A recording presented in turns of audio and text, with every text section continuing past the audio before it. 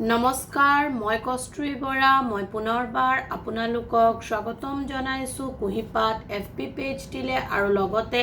স্বাগতম জনাইছোঁ কুঁহিপাত YouTube চেনেলটিলে।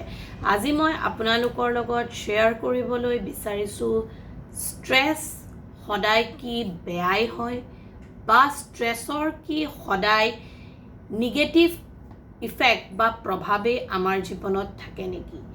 আমি বহু সময়ত শুনা পাওঁ ষ্ট্ৰেছৰ কাৰণে আমাৰ জীৱনত বহুতো অসুবিধাৰ সৃষ্টি হৈছে বা এনেধৰণেও শুনা পাওঁ যে ষ্ট্ৰেছৰ কাৰণে আমি শান্তিত পিচফুলি লাইফটো চলাই নিব পৰা নাই বা বিভিন্ন সমস্যা আহিছে বা ষ্ট্ৰেছৰ কাৰণে শাৰীৰিক ক্ষেত্ৰত তাৰ প্ৰভাৱ আমাৰ দেখিবলৈ পোৱা যায়, লগতে মানসিক ক্ষেত্ৰতো হয়। আজিৰ সময়ত বহুত বেছি ষ্ট্ৰেছ, আজিৰ সময়ত যি দৰে ষ্ট্ৰেছ বাঢ়িছে, সেই ষ্ট্ৰেছৰ বা সেই টেনশ্যন তাৰ প্ৰভাৱ মানসিক আৰু শাৰীৰিক ক্ষেত্ৰত বাৰুকৈ দেখিবলৈ পোৱা যায়। আগৰ সময়ত যদি এজন ব্যক্তিৰ শাৰীৰিক অসুস্থতাখিনি ৬০-৭০ বছৰ বয়সত দেখা পৰিছিল বা ধৰা পৰিছিল, কিন্তু আজিৰ ডেটত সেই শাৰীৰিক অসুস্থতা একেবাৰে সৰু সৰু শিশুৰ পৰা আৰম্ভ কৰি বৃদ্ধ বয়স বা প্ৰাপ্তবয়স্ক লোকসকলৰ মাজতো দেখিবলৈ পোৱা যায়। ঠিক তেনেদৰে মানসিক ক্ষেত্ৰতো তাৰ ব্যাপক প্ৰভাৱ পৰা দেখা যায়। এতিয়া বহু সময়ত আমি ষ্ট্ৰেছক লৈ শংকিত হৈ থাকোঁ বা বহু সময়ত এংজাইটি, ষ্ট্ৰেছ, টেনশ্যন, মানসিক চাপৰ কাৰণে আমাৰ জীৱনত শাৰীৰিক অসুস্থতাখিনিও দেখা পোৱা যায় সমানে সমানে। এতিয়া আমি যদি চাইণ্টিফিকেলি চাওঁ তেন্তে আমি ষ্ট্ৰেছক ৪ ধৰণে ভাগ কৰিব পাৰোঁ। প্ৰথম পৰ্যায়ত আহি গ'ল কনফ্লিক্ট, ফাৰ্ষ্ট পৰ্যায়ত আহি গ'ল ফ্ৰাষ্ট্ৰেশ্যন, ছেকেণ্ড পৰ্যায়ত আহি গ'ল কনফ্লিক্ট, থাৰ্ড পৰ্যায়ত আহি গ'ল প্ৰেছাৰ আৰু ফ'ৰ্থ পৰ্যায়ত আহি গ'ল চেঞ্জিং। এতিয়া ফ্ৰাষ্ট্ৰেশ্যন বুলি কোৱাৰ লগে লগে এই ফ্ৰাষ্ট্ৰেশ্যন আমাৰ দৈনন্দিন জীৱনৰ লগত জড়িত ঘটনাখিনিৰ লগতো জড়িত হৈ থাকে।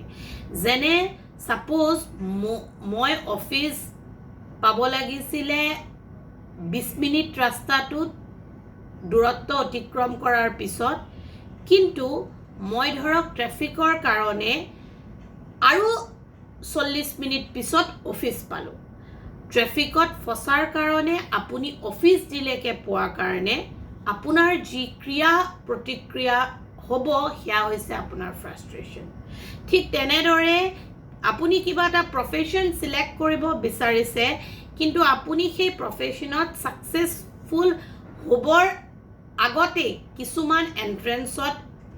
আপুনি এপিয়াৰ কৰিছে আৰু কিছুমান সৰু সৰু মাৰ্কছৰ ডিফাৰেঞ্চত আপুনি সেই এক্সামত কি হ'ব পৰা নাই, পাছ হ'ব পৰা নাই বা কোৱালিফাইড হ'ব পৰা নাই। চ' সেইটো আপোনাৰ হৈ গ'ল ফ্ৰাষ্ট্ৰেশ্যন। ঠিক তেনেদৰে ষ্ট্ৰেছৰ এই ফ্ৰাষ্ট্ৰেশ্যনবোৰ সৰু সৰু বাচ্ছাৰ ক্ষেত্ৰতো দেখা পোৱা যায়, যে কেতিয়াবা এজন ইণ্টেলেকচুৱেল বাচ্চা বা চাইল্ডে পঢ়ে, কিন্তু সেই পঢ়াখিনিত তেওঁ যিমানখিনি ভাবে সিমানখিনি তেওঁ পাৰফৰ্ম কৰিব নোৱাৰে বা হয়তো তেওঁ ৰাতিৰ ভিতৰত সেই পাৰাখিনি ৰিভাইজ কৰিব নোৱাৰে। চ' সেইটো হৈ গ'ল ফ্ৰাষ্ট্ৰেশ্যন ক্ৰিয়েটিং ষ্ট্ৰেছ। ছেকেণ্ড আহি গ'ল কনফ্লিক্ট। কনফ্লিক্টৰো ফাৰ্ডাৰ 3টা টাইপ আছে। প্ৰথমতে দুটা ভাল অপশ্যনৰ মাজত হোৱা কনফ্লিক্ট, আৰু ডেফিনেটলি এই ভাল অপশ্যনৰ মাজত হোৱা কনফ্লিক্টটো লিষ্ট ডিফিকাল্ট হয়, যাক আমি ইজিলি ৰিজল্ভ কৰিব পাৰোঁ। আমি ধৰক এখন পাৰ্টিত গৈ আছোঁ, সেই পাৰ্টিখনত ধৰক সাউথ ইণ্ডিয়ান ফুডো বহুত ধুনীয়াকৈ বনোৱা হৈছে আৰু নৰ্থ ইণ্ডিয়ান ফুডো বহুত ধুনীয়াকৈ বনোৱা হৈছে। আপোনাৰ দুটাৰ ভিতৰত এটা অপশ্যন চুজ কৰিব লাগিব, কাৰণ আপোনাৰ পেটত বা ষ্টামাকত সিমানখিনিয়ে জেগা আছে যিমানখিনি আপুনি খাব পাৰে যিকোনো এটা ডিছ চুজ কৰি সো হৈ গ'ল সেইটো এটা লিষ্ট কনফ্লিক্ট মোমেণ্ট য'ত সেইটো আমি ইজিলি ৰিজল্ভ কৰিব পাৰোঁ ঠিক তেনেদৰে বহুত ক্ষেত্ৰত আমাৰ জব আৰু কেৰিয়াৰৰ ক্ষেত্ৰত আমাক ভাল প্ৰমোশ্যনো লাগে আৰু লগালগ আমাৰ প্ৰমোশ্যন হয়ো আৰু সেই একে সময়তে আমাৰ সেম ৱাইল ট্ৰান্সফাৰো হয় এতিয়া আপুনি হয়তো নিবিচাৰিব পাৰে আপোনাৰ সেই জীৱনৰ সময়ছোৱাত আপুনি পৰিয়াল এৰি আপোনাৰ বাচ্চা এৰি বা ফেমিলি আপুনি এৰি ট্ৰান্সফাৰ হৈ যাওক বাট আপোনাক প্ৰমোশ্যনো লাগে সো আপুনি দুটা ষ্ট্ৰেছ দুবিধাত আছে যে আপুনি ট্ৰান্সফাৰ ল'লে আপুনি প্ৰমোশ্যনো পাব লাইক ডেট এতিয়া তাৰ পিছত এনেকুৱা এটা ষ্ট্ৰেছো হয় থাকে মানুহৰ কনফ্লিক্টৰ ক্ষেত্ৰত যে মানুহে সাকসেসফুল হ'ব বিচাৰে মানুহক ওয়েলথ সাৰ্ভাইভেল লাগে বাট মানুহে কষ্ট কৰিব নিবিচাৰে ঠিক তেনেদৰে বাচ্চাসকলে পঢ়িবও নিবিচাৰে আৰু এক্সামত পাছ হ'বও বিচাৰে সেইটো হৈ গ'ল আন এটা প্ৰকাৰৰ কনফ্লিক্ট ষ্ট্ৰেছৰ এতিয়া মই আহি গ'লো থাৰ্ড টাইপছ প্ৰেছাৰ এতিয়া প্ৰেছাৰ সেলফ ক্ৰিয়েটেড প্ৰেছাৰো হ'ব পাৰে ষ্ট্ৰেছত আৰু আদাৰ হেণ্ড ছ'চিয়েল বা পিয়াৰ প্ৰেছাৰো হ'ব পাৰে বহুত ক্ষেত্ৰত ল'ৰা ছোৱালী সকলৰ মাক দেউতাক ছাপৰ্টিভ আছে যে যেনেকৈ আগবাঢ়িছে তেনেকেই চলি যাব বা যেনেকৈ হৈ আছে তেনেকেই হৈ থাকক কিন্তু বাচ্চাটোৱে যদি নিজেই ছেটিছফাইড হোৱা নাই বা তেওঁ যদি সদায় ভাল পাৰফৰ্মেন্স কৰি থাকে আৰু কোনোবা এদিনত তেওঁ বেয়া পাৰফৰ্মেন্স কৰিছে সেইটো তেওঁ একচেপ্ট কৰিব পৰা নাই সেইটো হৈছে সেলফ ক্ৰিয়েটেড প্ৰেছাৰ বা তেনেকুৱা ৰিলেটেড যিবোৰ কথা থাকে আমাৰ লাইফত সেইটো হৈছে সেলফ ক্ৰিয়েটেড প্ৰেছাৰ আদাৰ হেণ্ড ছ'চিয়েল বা পিয়াৰ প্ৰেছাৰ হ'লে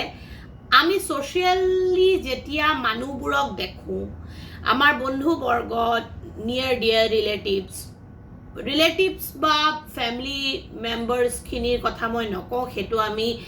পাই যাওঁ আমাৰ তাত কোনো কণ্ট্ৰল নাথাকে কিন্তু যিখিনি আমাৰ কলিগছ হওক ফ্ৰেণ্ডছ হওক নেইবাৰ সেই মানুহখিনিয়ে যেতিয়া কিবা এটা নতুন কাম কৰা দেখোঁ লাইক ডেট নতুন গাড়ী কিনিলে বাইকছ কিনিলে শ্বপিং বেছিকৈ কৰিলে লাইক ঘৰ এটা ভালকৈ বনালে তেতিয়া আমাৰ এনেকুৱা লাগে যে আমাৰ লাইফত একো হোৱা নাই আমি ফাইনেন্সিয়েলি সাউণ্ড হোৱা নাই বা আমি ধনী হৈ এতিয়া থকা নাই লাইক ডেট এক্সাম্পল সো আমিও সেই কামটো খুব কৰাৰ পিছত লাগি যাওঁ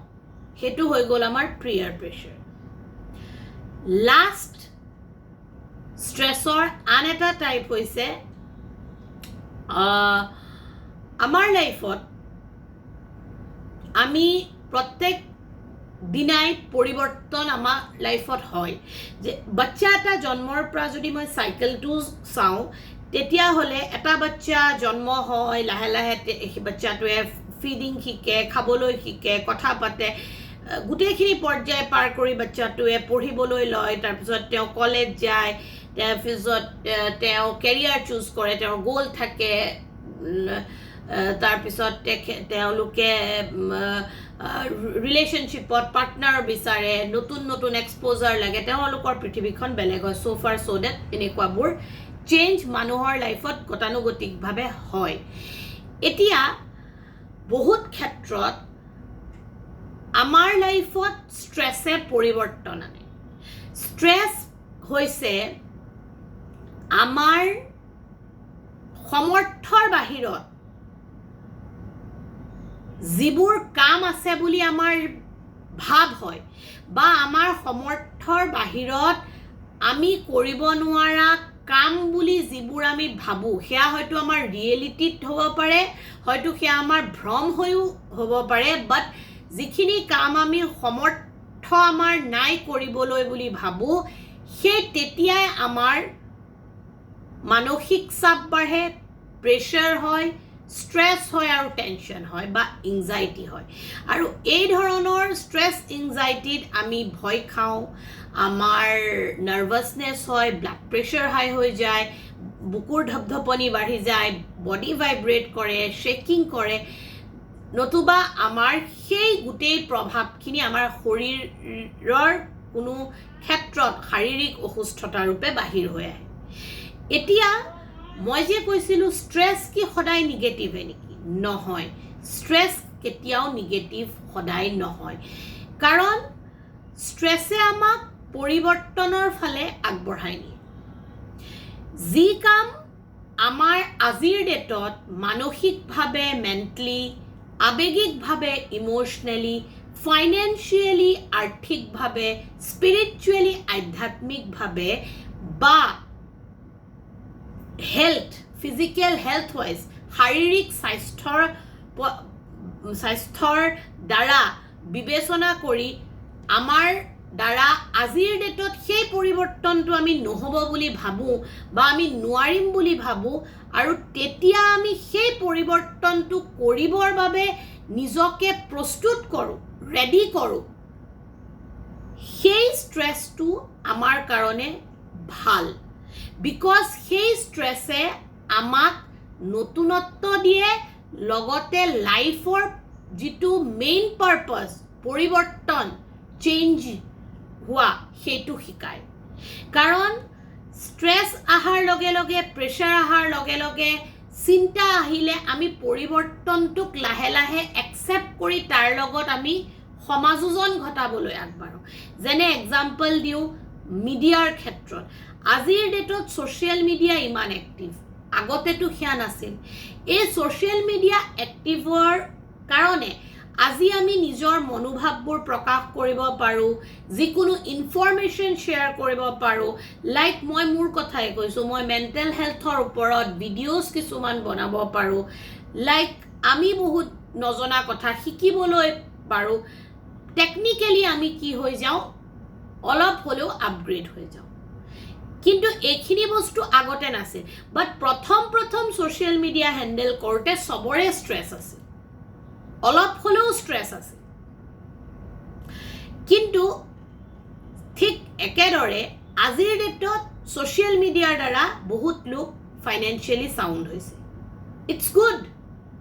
ইয়ে মানুহৰ জীৱনলৈ পৰিৱৰ্তন আহিছে সকলোৰে বস্তুৰে নিগেটিভ পজিটিভ দুটা ইফেক্ট ডেফিনেটলি আছে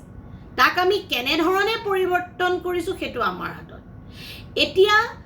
আমি আজিৰ সমাজখনত হয়তো আমি নিবিচাৰিবও পাৰোঁ আমাক নালাগিবও পাৰে কিন্তু আমি বিচাৰোঁ বা নিবিচাৰোঁ কিন্তু আমি পৰিয়ালৰ কাৰণেই হওক বা আজিৰ সময়ত পৰ্যায়ৰ মানুহখিনিৰ লগত নিজকে মিলাই খোজ দিবলৈ হ'লে নহওক কিয় আমাক আজি সৰুকৈ হ'লেও এটা ঘৰৰ ভিতৰতে এটা কিটচেন এটা বেলকনি এটা এটাচ বাথৰুম এটা হল এইখিনি বস্তুৰ লাগে ইটছ গুড এইটো বেয়া নহয় হয়তো আমাৰ এইটো বহুত ডাঙৰ প্ৰয়োজন নহ'ব পাৰে কিন্তু আমি বিচাৰোঁ বা নিবিচাৰোঁ সেই বস্তুটো আজিৰ নেচেচিটি হৈ গৈছে ঠিক তেনেদৰে বহুত কাম আমি হয়তো নিবিচাৰা ধৰণৰো হ'ব পাৰে বা বহুতে সেই কামটো ভালো পাব পাৰে এজন ব্যক্তিয়ে হয়তো হেল্থ ফিটনেছত গুৰুত্ব দিয়ে তেওঁ এক্সাৰচাইজ কৰি ভাল পায় চ' সেই ব্যক্তিজনে সমানে ডায়েটো কৰে এক্সাৰচাইজো কৰে জিমো যায় তেওঁ শৰীৰ চৰ্চাও কৰে তেওঁৰ সেইটো হবি বাট সিমানখিনি হয়তো নকৰিলেও হয় বাট তেওঁ কৰে কিহৰ কাৰণে তেওঁৰ ৱেলবিঙৰ কাৰণে আৰু এই পৰিৱৰ্তনটো তেওঁক আজিৰ সময়ৰ পৰিস্থিতি আনি দিছে সমসাময়িক সময়ত শাৰীৰিক অসুস্থতা বিভিন্ন